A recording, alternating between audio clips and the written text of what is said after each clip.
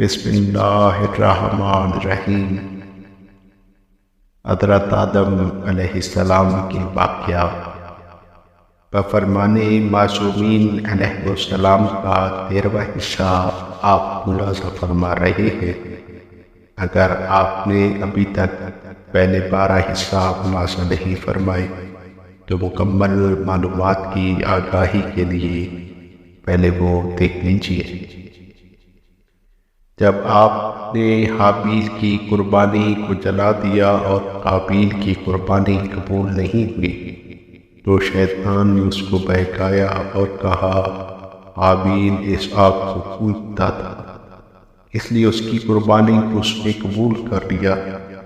قابیل نے کہا اچھا میں بھی آگ کی پرستش کروں گا لیکن دوسرے آگ کی عبادت کروں گا اور اس کے سامنے اپنی قربانی پیش کروں گا کہ میری قربانی قبول کرے۔ پھر اس نے آتش کدے بنائے اور قربانی ان آتش کدوں کے لیے لے گیا اور اپنے خالق کو نہیں پہچانا اور اپنے فرزندوں کے لیے آتش پرستی کے سوا میراث میں کچھ نہ چھوڑا۔ حدیث میں منقول ہے کہ حضرت آدم علیہ السلام کے زمانے میں ہوش، طیور، درندے جو کچھ اللہ تعالیٰ نے خلق فرمایا تھا باہم مل کر رہتے تھے، لیکن جب فرزند آدم نے اپنے بھائی کو قتل کیا، ایک دوسرے سے نفرت کی اور خائف ہو کر ہر حیوان اپنی شکل و نوع کے ساتھ علیحدہ ہو گیا۔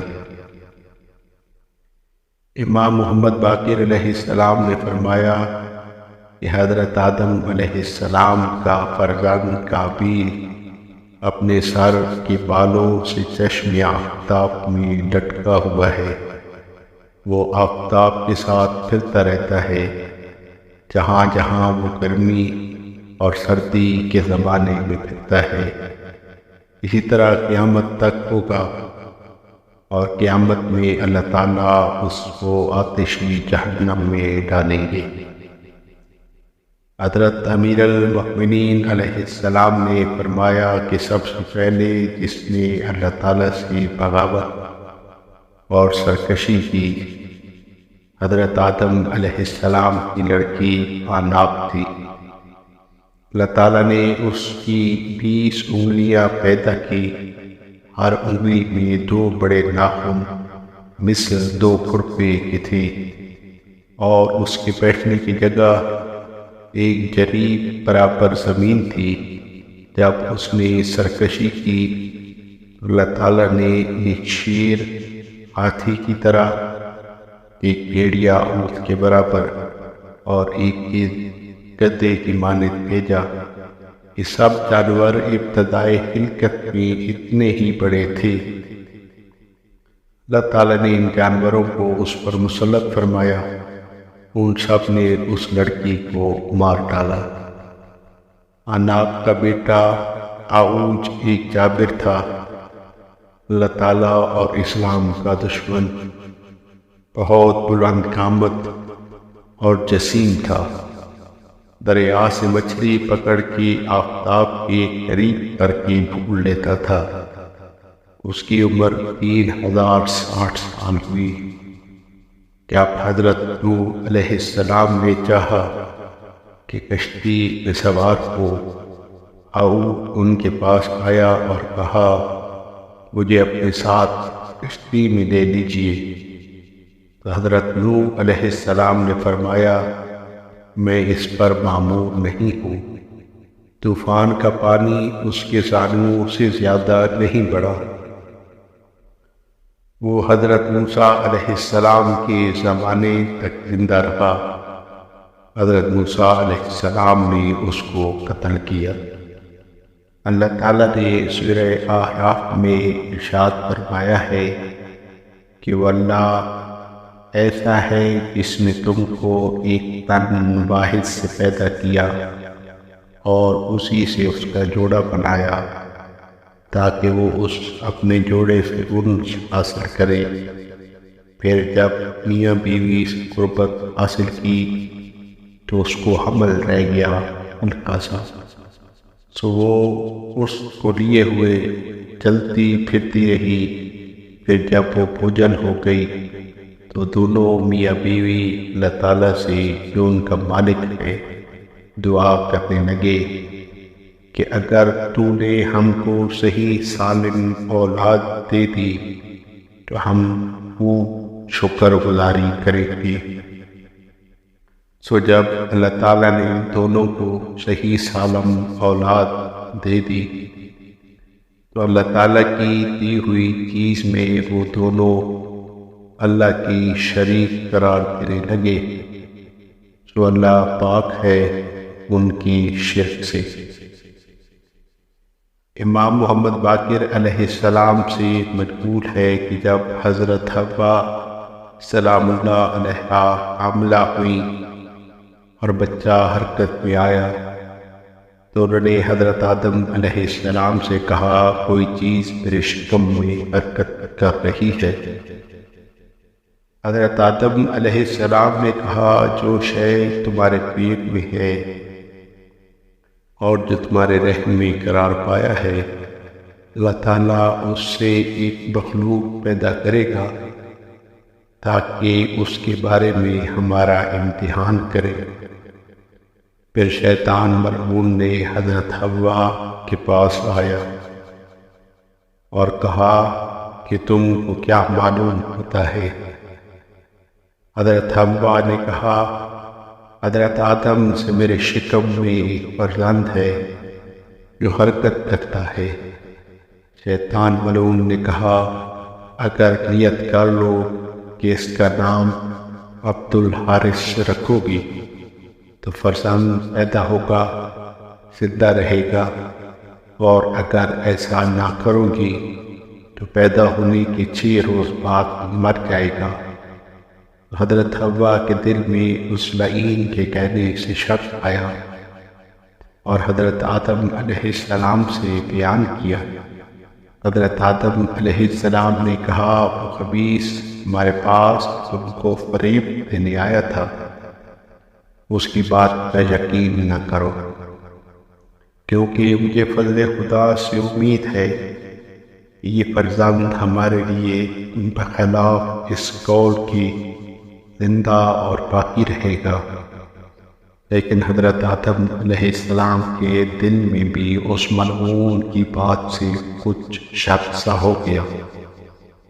غرض ایک لڑکا پیدا ہوا اور 6 روز بعد مر گیا۔ حوا نے کہا کہ جو کچھ حارث ملعون نے کہا تھا سچ ہوا۔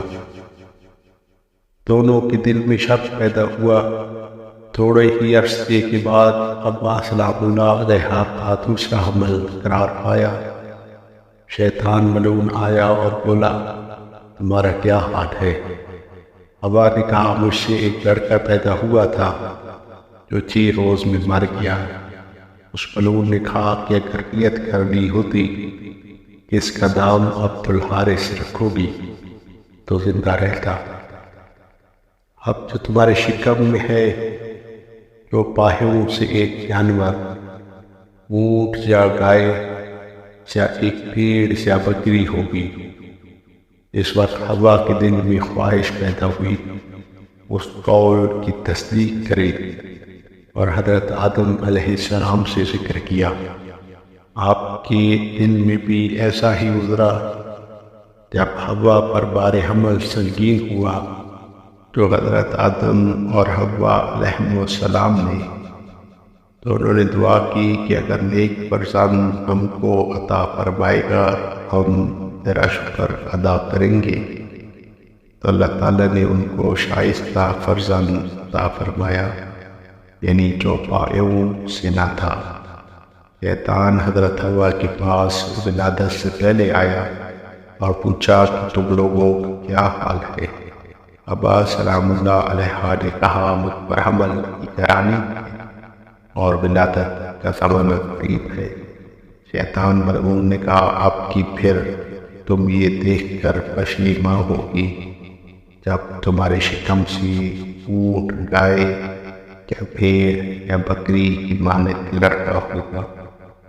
پھر حضرت آدم علیہ السلام کو تم سے اور تمہارے فرزند سے نفرت ہو جائے گی۔ آخر حضرت حوا کو اس پر مائل کر لیا کہ اس کی اطاعت کرے اور اس کی بات مان لے۔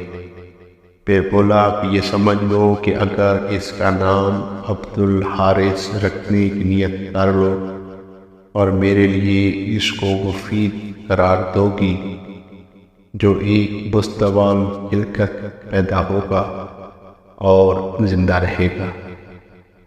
حضرت حوا نے کہا کہ میں نے نیت کر لی کہ تیرے لیے اس میں کچھ حصہ قرار دوں گی۔